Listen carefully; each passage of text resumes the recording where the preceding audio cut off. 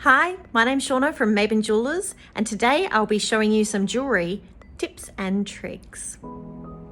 In this video, I'll be running through solder pastes and also giving you some other handy hints when it comes to soldering. There are many advantages in using solder paste and also some disadvantages. So what is solder paste? Well, it's a mixture of metal solder powder and flux. And like other forms of solder, such as solder strip or wire, you can get solder paste in different types of alloys, including silver and gold.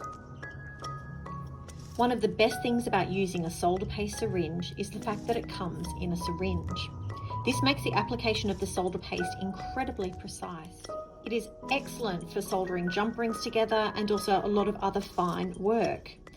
Just like all solders, it comes in hard, medium and easy. It's excellent for very fine work, especially things like jump rings or chain or other very, very fine pieces where you just need the littlest bit of solder.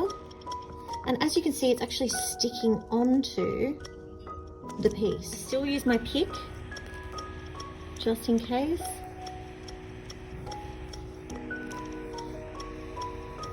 You can see how easy it is.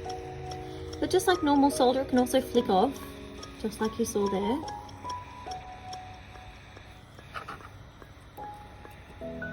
And also move around. There we go. Actually, they don't stick together. So that little piece that just flicked off, all I have to do is just add a little bit more solder to it. See, it's bubbling straight away. And it'll solder nicely. Very important point. Never touch the end of the syringe with the heat or onto your piece, because what it will do is solidify inside the syringe and then go hard, and you won't be able to squeeze any more out of that syringe. If that does happen, you can use a broken saw blade to just pop in there and clean it out. Solder paste can play up a little bit on larger pieces. However, saying that, with the right application, it can work really well. Again, it's wonderful. A little blob here, and I can actually add some nice little baubles. Now you might also notice that my metal is nice and clean. I actually use a little bit of steel wool and some detergent just to make sure that the metal is quite clean and not oxidized at all, because oxidization,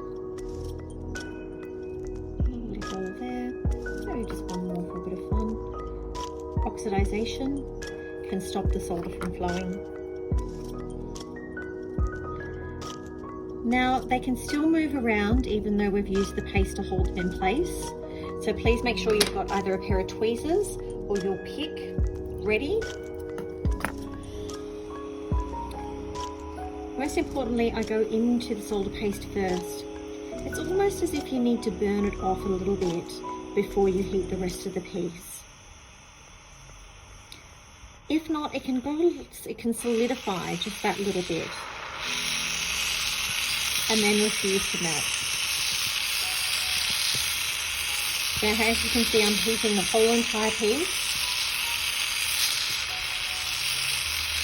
Not focusing so much on the solder yet, waiting until the piece is up to temperature, and then slowly just focusing on the area now that that metal is nice and hot. It's important that when you see red, you stop, because if the metal gets too hot, you can melt it. So you can see here that I just hold the flame here, and if I see it going that red color, I just pull away for just a second. I can always come back.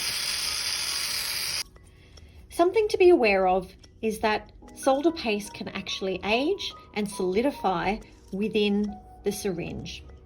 You'll know this happens when you can no longer, no matter how hard you squeeze, the solder paste will not come out.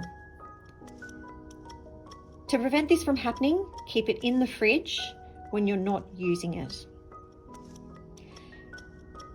So can you use the solder paste once it's solidified? Well, you can, but your results might vary. So you might notice that I have different boards that I'm soldering onto. I prefer to use this, which is a charcoal block, as it has a lot of benefits in using it. They are heat reflective, so they don't draw heat away from your piece. Rather, they reflect the heat back up, helping with the soldering process. They also reduce flux and solder from sticking onto the board and reduce oxidization of the material as well. However, there is a disadvantage with the charcoal blocks, as they do wear away after a period of time and you have to replace them. So a couple more tips.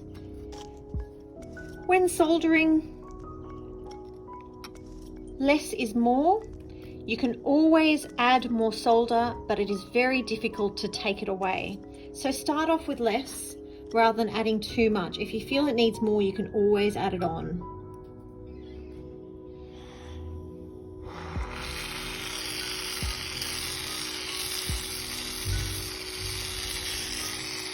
Also, the flame.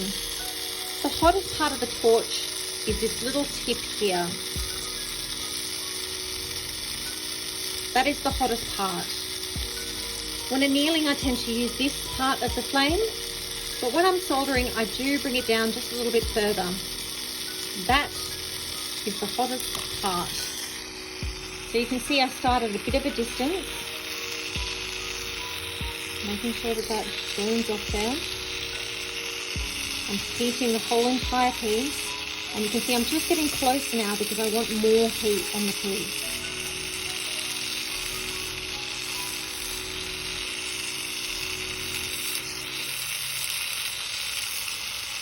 That's that hot enough. And there it goes. Now, a very important tip I can give you is if your solder didn't flow as quickly as that did when I was working on it, and your solder just refuses to flow regardless of how much heat you're applying on there, it's really important to learn when to stop. You can keep pushing and pushing, and yet it doesn't want to melt, and you can end up doing more damage than good. Learn to stop, turn off your flame, pop it into the pickle, give it a good clean with steel wool or a steel brush, and then try soldering again. Well, that's it this week. Thank you so much for joining me. I hope you picked up some good tips and tricks. If you have any questions, remember, just ask away in the comments. Next week, we'll be looking at how to hold your pieces while soldering, how to actually solder small pieces onto larger pieces, and also how to control your solder that little bit more. I hope you've enjoyed it. Thanks for joining me. Bye.